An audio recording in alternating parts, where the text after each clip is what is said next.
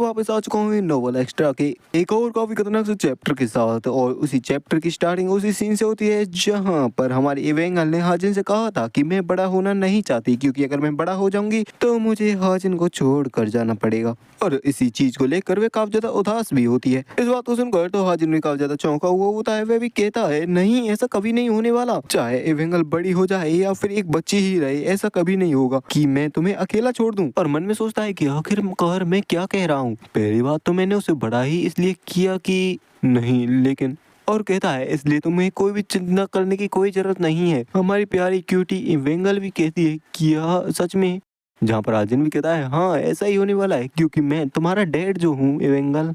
जिस बात को सुनकर हमारी क्यूट इवेंगल और भी जोरों से रोने लगती है। जहाँ पर आर्जन भी मन में सोचता है यहाँ पर ऐसा कोई भी आश्चर्य की बात नहीं है कि वह मुझसे अलग होने की बात पर काफी ज्यादा ही उदास है और रो रही है। इवेंगल की इस छोटी दुनिया में मैं और उसका वाइटी, थोड़े बहुत उसके रिश्तेदार और ली ह्योन ये ही लोग हैं। मुझे इसे जल्दी ही रियलाइज कर लेना चाहिए था कि मैं इसका काफी बेकार गार्डियन हूँ। फिर भी चाहे हम ब्लड रिलेटेड भी ना हो, चाहे हम कोई डिफरेंट विंग से ही क्यों ना हो, फिर भी हम एक काफी प्यारी सी फैमिली है। एवेंगल भी कहती है क्या मैं आपको आज से डैड कह सकती हूँ। हाजिन भी हाँ करता है और कहता है लेकिन सिर्फ तब जब हम अकेले हों। तो एवेंगल अब तुम ठीक हो। जहाँ पर एवेंगल बेचारी रोती रोती उसकी आंखें भी सूज चुकी होती हैं। वे कहती है हाँ मैं ठीक हूँ। सही बताऊँ तो यहाँ पर काफी ऐसी चीजें हैं जो कि मुझे बड़े होकर करनी है। हाजिन ने कहता क्या सच में, और सोचता है क्या कुछ चीजें इसे करनी है बड़ा होकर। अब ये मत कहना कि ये बड़ा होकर डेटिंग करने वाली है। नहीं, शांत हो जाओ किम हाजिन। एक बंदा है जिसके पास गर्लफ्रेंड भी नहीं है, वो इतना ओवर प्रोटेक्टिव डैड बन रहा है।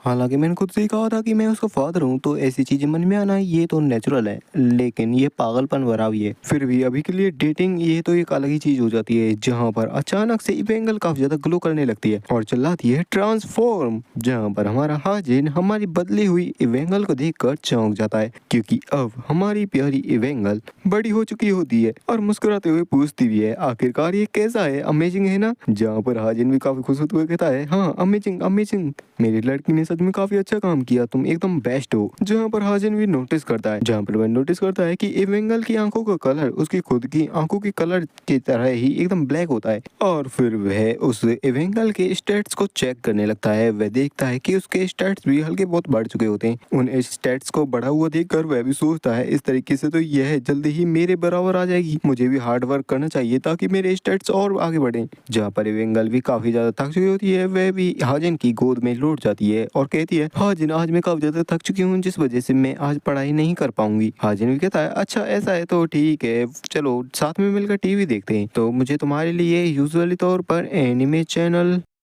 लेकिन तभी इवेंगल चिल्लाते हुए हाजिन को रोक देती है और कहती है अब मैं बड़ी हो चुकी हूँ तो मुझे भी हाजिन की तरह ही न्यूज चैनल देखने चाहिए। जहाँ पर हाजिन भी कहता है तुम अभी भी इतनी बड़ी नहीं हुई हो कि तुम्हें न्यूज देखनी चाहिए। लेकिन इवेंगल भी चिल्लाते हुए कहती है नहीं मैं हो चुकी हूँ, मैं काफी बड़ी हो चुकी हूँ, तो न्यूज चलाओ। हाजिन भी उसे जिद करता हुआ देख कर कहता है ठीक है मैं चलाता हूँ। न्यूज में बताया जाता है कि आजकल असुरा स्काई और डीप ब्लू सी में पॉपुलेशन काफी ज्यादा बढ़ती जा रही है मॉन्स्टर्स की, और उनकी ग्रोथ की रेट सच में काफी ज्यादा ही डरा देने वाली है। और हाजिन भी मन में सोचता है हाँ टावर की स्टार्टिंग से पहले ऐसा कोई सेटअप था तो सही। और न्यूज में बताया जाता है जितने भी समुद्र से सटे हुए बॉर्डर वाले देश हैं उन सभी में इमरजेंसी डिक्लेयर कर दी गई है, और इसी तरीके से कोरिया में भी। जहाँ पर वह इवेंगल को देखता है जिसकी सारी ही बातें सिर के ऊपर से जा रही होती हैं। आखिरकार उसने आज तक एनिमे चैनल्स को ही देखा है, उसे क्या पता न्यूज़ के बारे में। बेचारी इवेंगल का तो भेजा फ्राई हो रहा होता है। और बेचारी इवेंगल को देखते हुए हाजिन भी मन में सोचता है टावर आर्क जल्दी ही स्टार्ट होने वाला है, तो मुझे इवेंगल के टीचर को भी बचाना होगा। जहाँ पर न्यूज में आगे बताया जाता है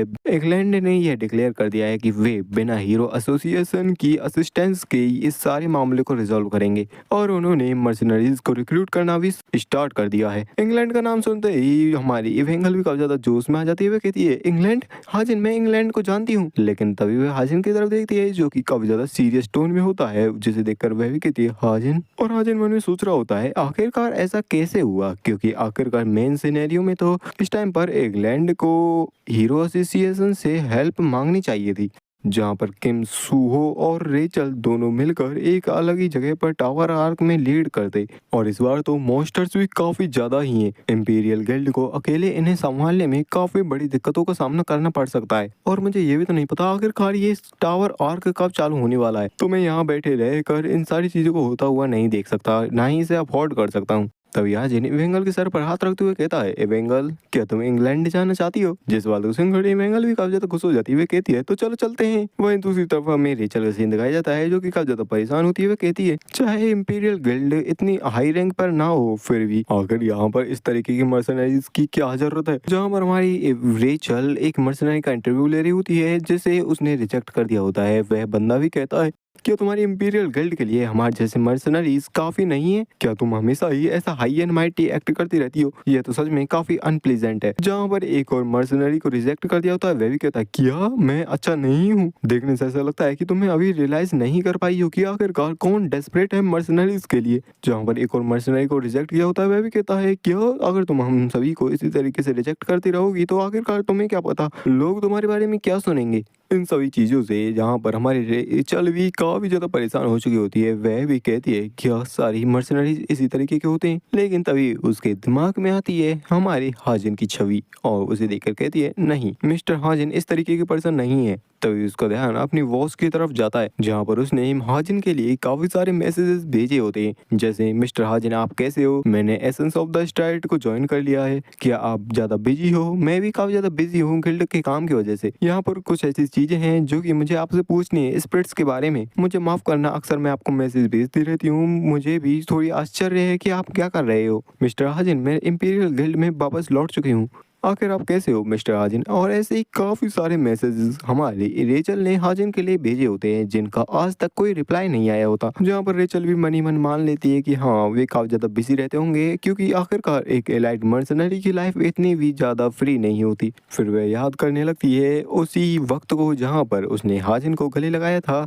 और सोचती है हम दोनों ने प्रॉमिस किया था कि हम दोनों दोबारा जरूर मिलेंगे। तभी अचानक दरवाजे पर कोई आता है जो कि नॉक नॉक करने लगता है। जहाँ पर एक बंदा बाहर आया होता है, वह कहता है वॉइस कैप्टन जितने भी मर्सनरीज आने वाले हैं मैंने उनकी लिस्ट को काफी छोटा कर दिया है जिनका आपको इंटरव्यू कर लेना है। रेचल भी उसे अंदर आने के लिए कह देती है, लेकिन जब वह अंदर आता है तो किसी चीज को नोटिस करता है। वह देखता है कि हमारी रेचल का चेहरा एकदम लाल हो चुका होता है। वह भी इसे देखकर कहता है क्या आपको बुखार है, आपका चेहरा लाल? रेचल भी कहती है नहीं ऐसी कोई दिक्कत नहीं है, तुम मुझे अपनी लिस्ट दो। जहाँ पर एक पेन ड्राइव वह रेचल के हाथ में पकड़ाता है और कहता है यहाँ पर 13 लोगों की लिस्ट है जिसमें उनकी सारी इन्फॉर्मेशन लिखी हुई है। रेचल भी कहती है ठीक है ये तो, लेकिन आखिरकार मुझे ये बताओ कि समुद्री किनारों पर हालात कैसे हैं? जहाँ पर वह बताता है कि देखने से ऐसा लगता है कि डैमेज बढ़ता ही जा रहा है। वहीं पर फिश इंडस्ट्री में भी काफी बड़ा लॉस देखने को मिला है। जिसे सुनकर रेचल भी सोच में पड़ जाती है। वह कहती है क्या फिर हमें सोल्जर्स की संख्या को और बढ़ा देना चाहिए वहाँ पर? मुझे पता है कि आप काफी ज्यादा थके हुए हो, फिर भी